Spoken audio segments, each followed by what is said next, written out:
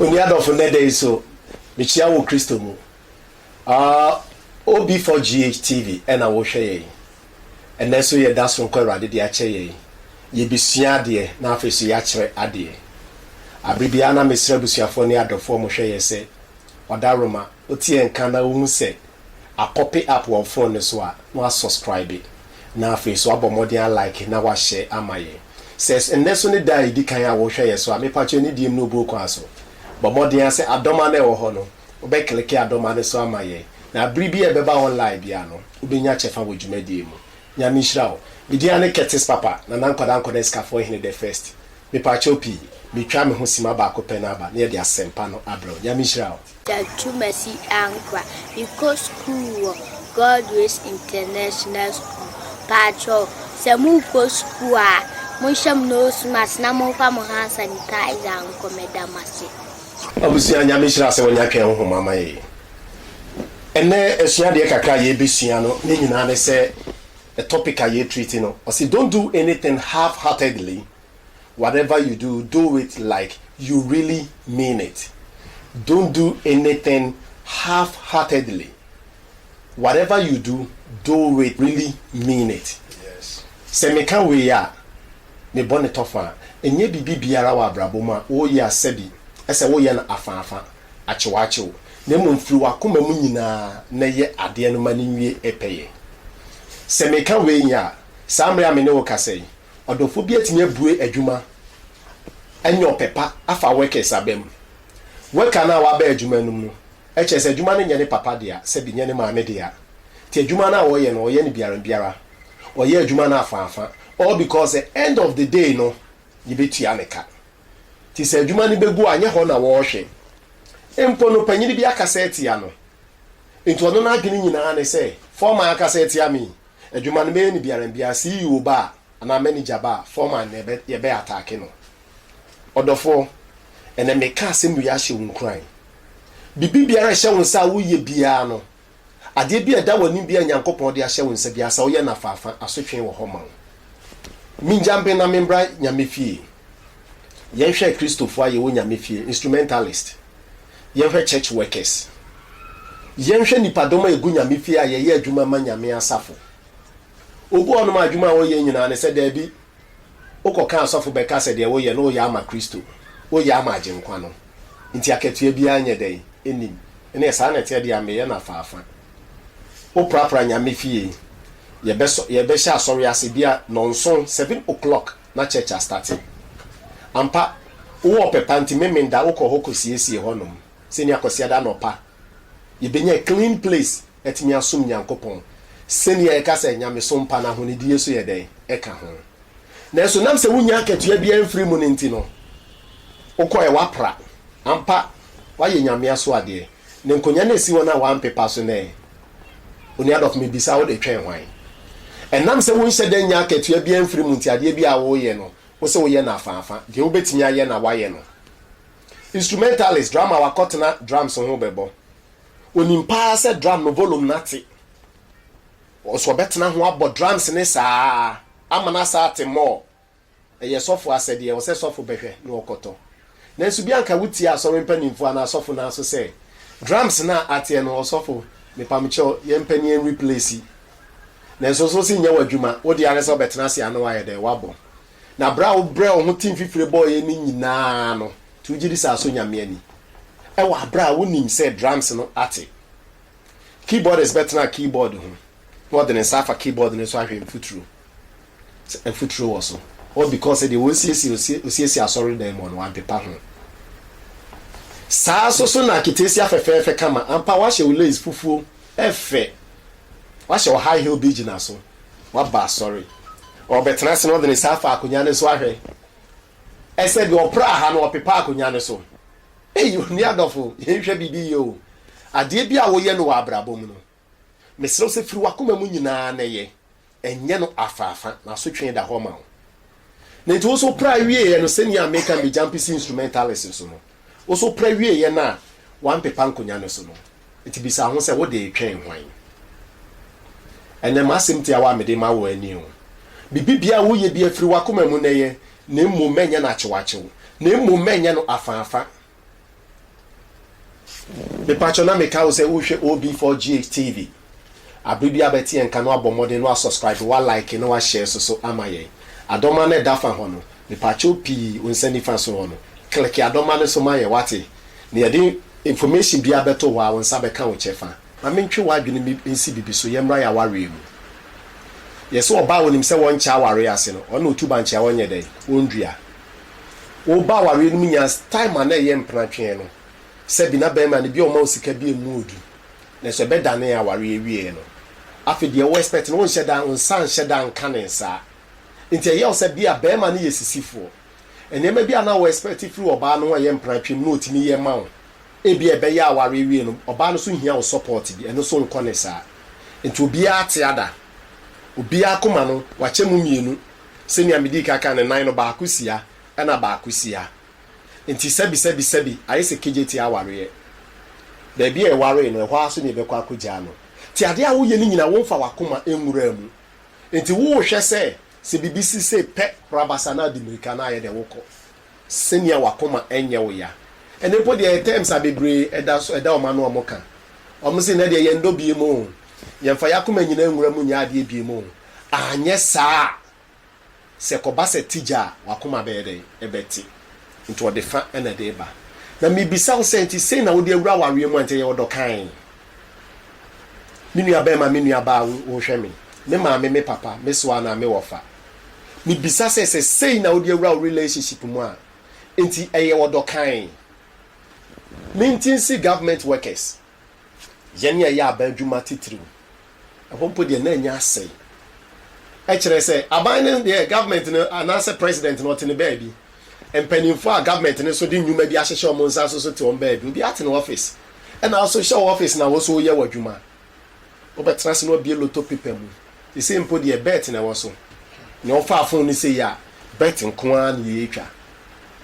asede wo ho a wo aban ne de ahye wonsa oman ne de ahye wonsa se beye no oman ni nya so mfaso no selfish interest unya de no wakoma pem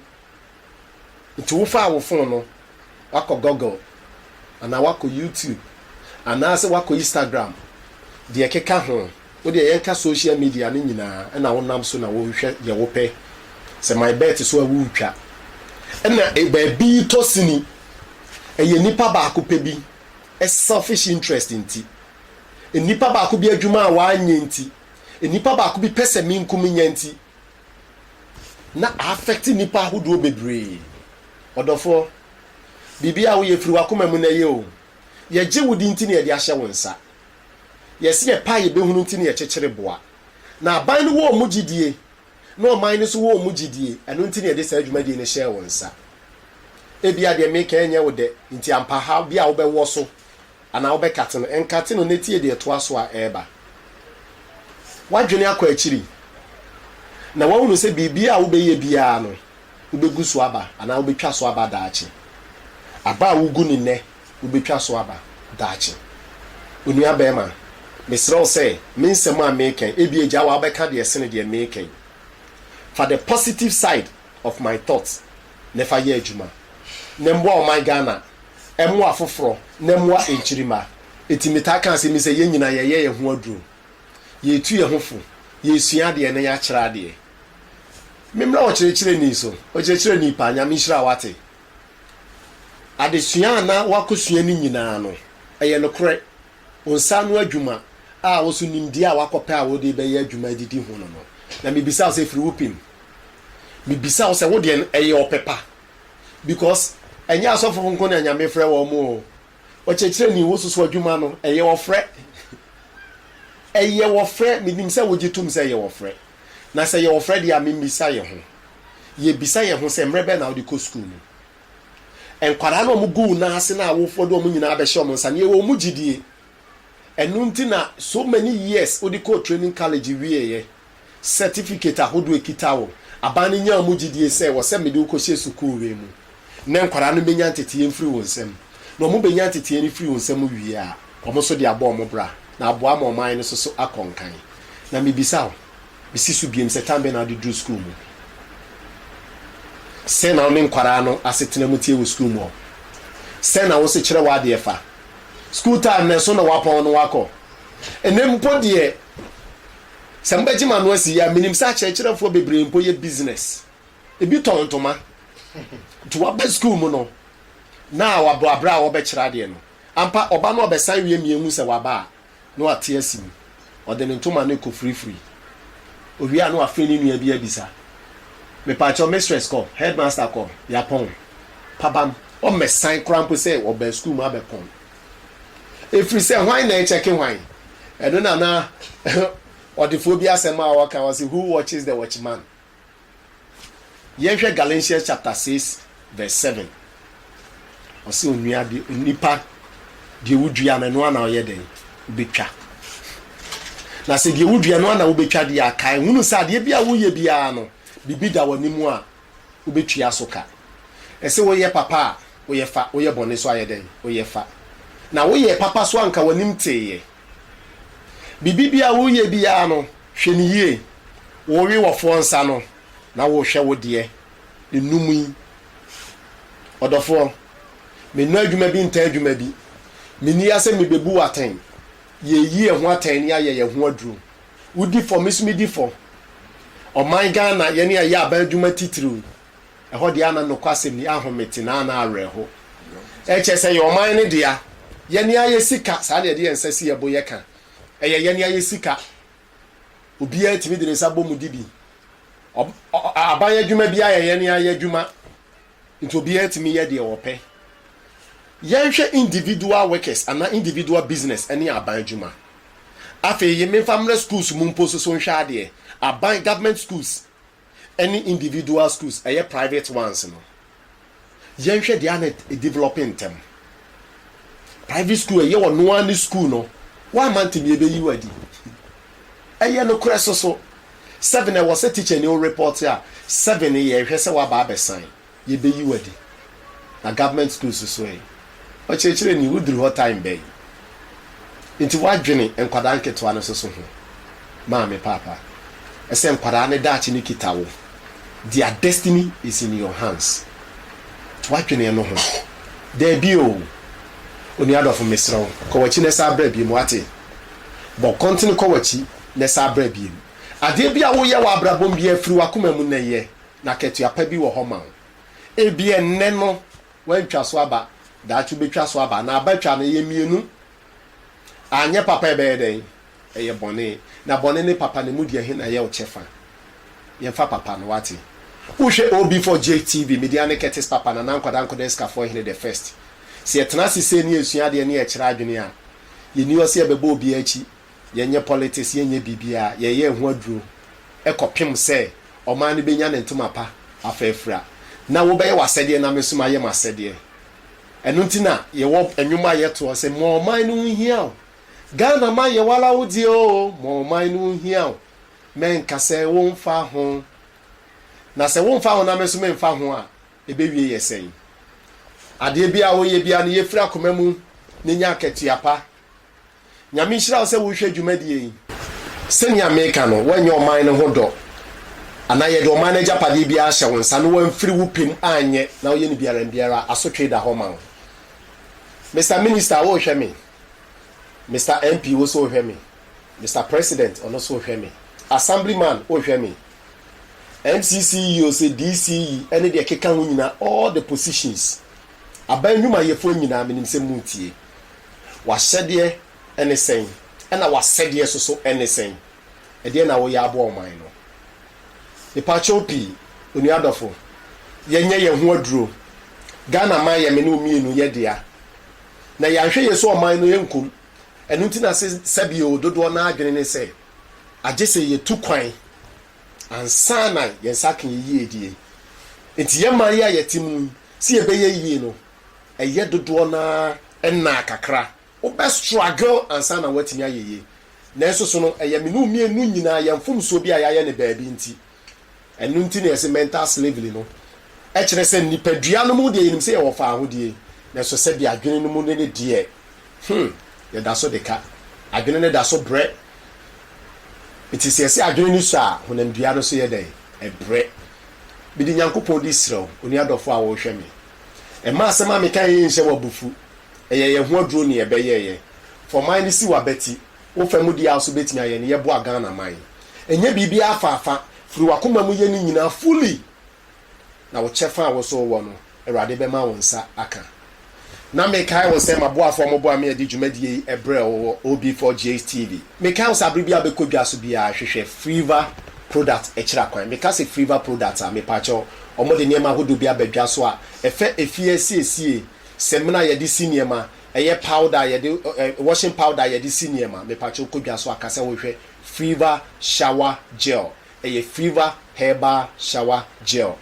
eye semina wudi garia skin diseases bia ebe rubbing off sa so no mo wo Fever softener na Fever after wash wasi uniema wodi adro hwehwehwam bi esiniema na samfuru mama mu aye hwehwehwam kama ema fungus anase emwa bi ama wontariem eno me pacho hwehwe Fever softener anase omo aso betimi dia pepa form omo adro de pepa form kama ma fie ye fefe kama wotase so ye hyem betimi ahwehwe Fever for e 0244420839 0244420839 Samson America I was a ban herbal center ban no pay bank say if I watch you kase na ye ya na dislocation of arms when your accident am when your problem be if I were nature e ban herbal center pa cho be hu na kira kwan wa atonsu agogo aban yare sabia na chi e pe ban nya mishra na maboafo ni bi so e frame shoes o ka se CEO udu o ka se CEO mpabo na hwe o de be che o kwa bo modern ase me pa cho pi o ko party ana ase wo ko dinner bi ana say wo ye wedding engagement outdoor birthday party funeral ceremony graduation jumedi bia wo di bia no for our natural frame print shoes local shoes pa de shoe etiapo isi for ma betia ni ko ka me pacho pi ubetimi afre frame prints e was 0545 843 317 0545